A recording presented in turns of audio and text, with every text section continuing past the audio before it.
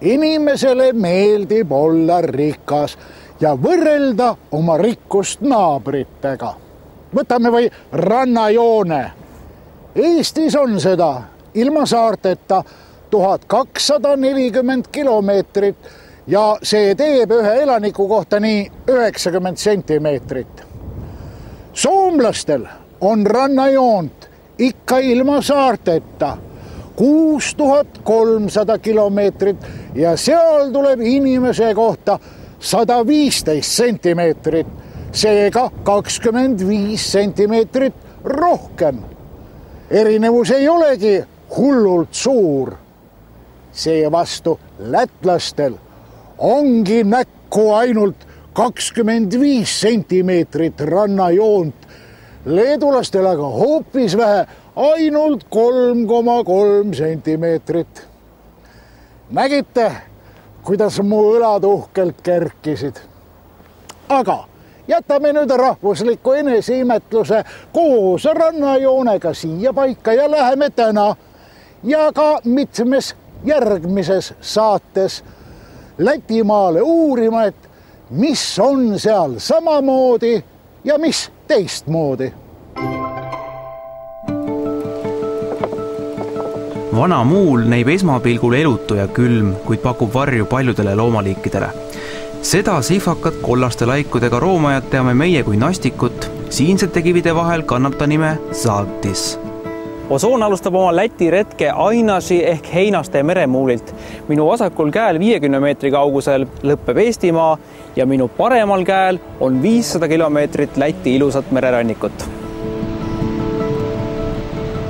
Lõunanaabrite ranniku pikkusest, maastiku mitmekesisusest ja jõgede rohkusest annab aimu lähedal olevas kalatehases kõrguv keraamiline pannoo, mis demonstreerib lätlaste uhkust oma kodumaa üle. Meie jääme täna Põhja-Lätti Salatskriva kanti, kus on vaadata palju rohkem kui ainult igasuvine muusikafestival ja maantee Riia poole. Kohalik loodusemees Andris viib meid merekaldal asuvate ainulaadsete liivakivist nišide ja grottide juurde, mis on Läti üks pildistatumaid loodusobjekte. This is a place Vedzemju Klintis or Sandstone Cliffs Vedzemju. And located, and this is, yeah, you're sure, this is only place around the Baltic Sea. There you see sandstone outcrops on seaside. If we start counting, it's 400 million years ago approximately. All these sandstone cliffs was formed. And you are collecting something here? Yes, I collect on this seaside some remains from this Devonian time. This is, I can say it's Devonian time knights. In reality, it's fossils of armored fishes from Devonian time. Iidseid liivakivi kaljusid nägid siin ka esimesed liivlased, kes olid ajalooliselt pigem kalurid, samal ajal kui lätlased olid rohkem põllumehed.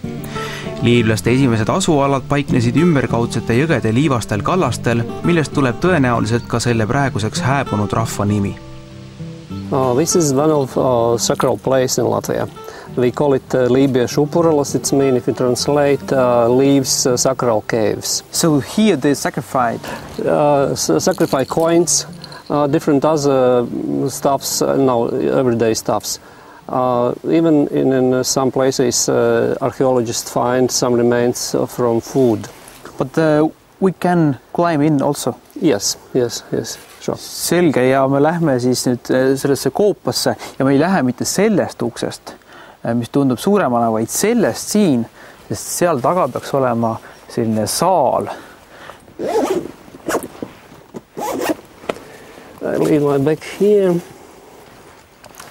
Nii, Andrise laseme siis kõige esimesena, sest tema teab, mis seal ees ootab. Oi, see on päris pisike. Nii, 4 meetrit käpuli kitsast koridori mööda ja siin on tõesti nagu peaaegu nagu pallisaal.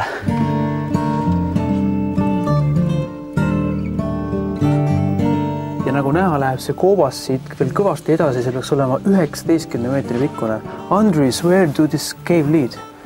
Exactly, nobody knows, but scientists think that it's going down and going up underwater level in this Svetupä river. like nowadays you see in ancient times people like graffiti. And now too, yes. Nowadays too. Here you can see some of oldest one. This number 1664 up till maybe 2000 was the most oldest inscription on walls in Latvia.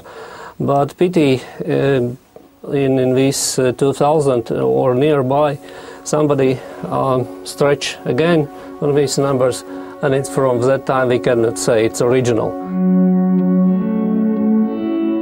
Maa-aluste käikude kogupikkuseks on siin mõõdetud 47 meetrit. Legend räägib aga koerast, kes lasti kellukesega koopasse ning tilisemise järgi maa pealt koera jälitades jõuti lausa 40 kilomeetri kaugusele välja. Tänasel päeval on liivlaste kultuskoopad meelispaigaks nahkhiirtele, kelle und me kaua häirida ei soovi.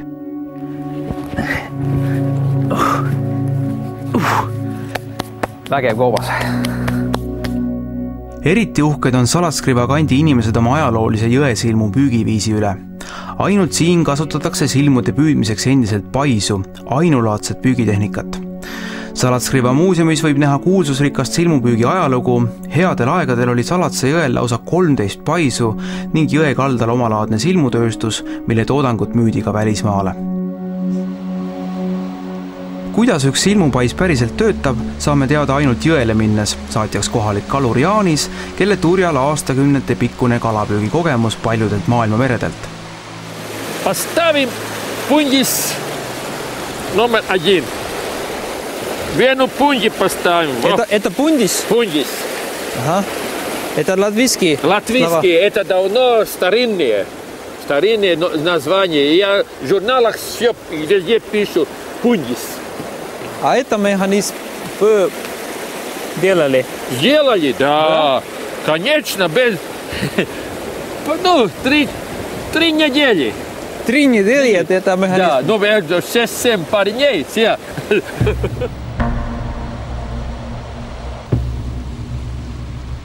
Этот старый принцип, уже 100 лет назад был, и сейчас очень хорошо получается.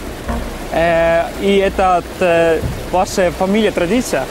Можно сказать традиции, точно так. Так что мы ничего нового не надо нам придумать. Вот. Старики придумали, рыбаки, раньше, когда был 13 штук на Салацу, вот такие вот тачи. Вот. И так что тип-топ получается. Nii ma proovin ka ühte mõrda siis siia purde peale. Оборот. Aha, teistpidi. Siia alla asetada. Вот эту. Aha. Nii, siit läheb niimoodi. Libiseb alla. Ja ilusti läheb sirgeks. Surun siit, jah? Tip-top. Ja ongi tip-top. Mõrd on all ja loodetavasti kala tuleb. Хорошо, поставим эту. Раз. И готово. И кастуme утром минок там. Там, да. Минок прыгает. Он из бока придет так. Из бока вот так. Из права и слева. Раз. Как он прыгает туда, он хочет попасть туда наверх. И сразу вода его в течение раз и туда. Пундис. А сколько миногом в одном? Ну, сейчас мало, а когда ветер море будет, бывает, что примерно еле-еле поднять эту. Ага. Еле-еле поднять. Там 15 килограмм, 20. Как когда? Да. Зависит все от погоды. И миног вкусно? Меня нравится, да? Очень нравится. Другим не нравится, но кому не нравится, так как женщины, тоже не всем не нравится и нравится. Nagu näha, siis see töö on igapäevane, tuleb aga õhtul mõrrad sisse panna ja loota, et hommikul ka silmud siin sees on. See purre on ikka tohutult kitsas. Et ma ei kujuta ette, kui vihma sajaksin õhtul praegu, siis selle purde peale edasi-tagasi käia on ikka päris keeruline. Õnneks on väiksed sellised äärised siin peal, aga see Salatse jõe vool on ikka õudselt kiire, nii et kui siia sisse kukkuda, siis võib-olla järgmine hetk oled seal lahe peal. Kui mõrrad sees jääb üle vaid hommikut oodata, sest silmud liiguvad öösiti, eelistades väga pimedaid kuuvalguseta öid. Hommikul kell 6 tuleb esimese koiduvalgusega taas purdele ronida, et püügitulemus kätte saada. Оставим. Это много? Немного, но есть. Есть, ja. Себе и друзьям хватит. No почему как рано мы сделаем это? Это не рано. Ага. Ночью надо, а если этот маловато, сколько есть, столько есть. Okei. Päris raske töö ikka nendel kalameestel. Olgu ilm milline tahes ja olgu saak milline tahes, igal hommikul tuleb jälle kõik need 16 mõrda üles võtta, ära puhastada ja õhtul jälle sisse lasta.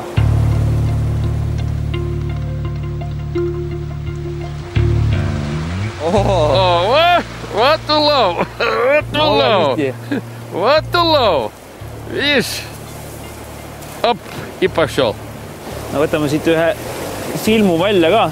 See on selline maotaoline vingerdav loom. Näete, selline iminappotaoline lehter on tal suu asemel. Ja tegelikult ta ei olegi kala, vaid ta ongi sõõrsuuliste kassi kuuluv loom. Ta on selline parasiitne ja toitub siis teiste kalade kehale kinnitades. Ja selline ta on ja süüakse täielik madu. Ma panen ta siia tagasi. Väga vahva loom see silm.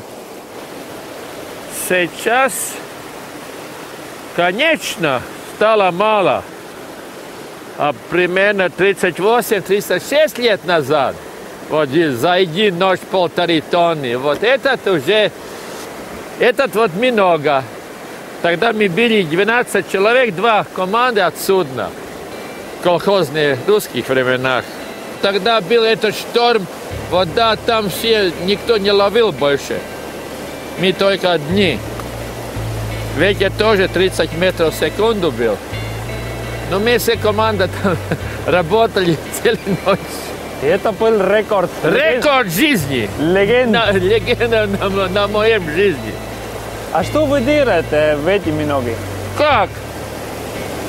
Сейчас, ну, как сказать, сами кушаем, на зиму сделаем, сами друзьям подарим. И все тип-топ. Все тип-топ.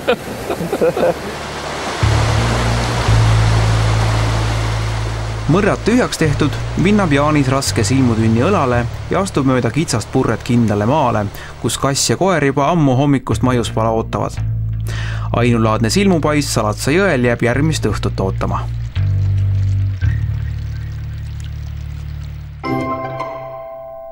Jõe silmu suurimateks püüdjateks maailmas on kes? Läti ja Eesti.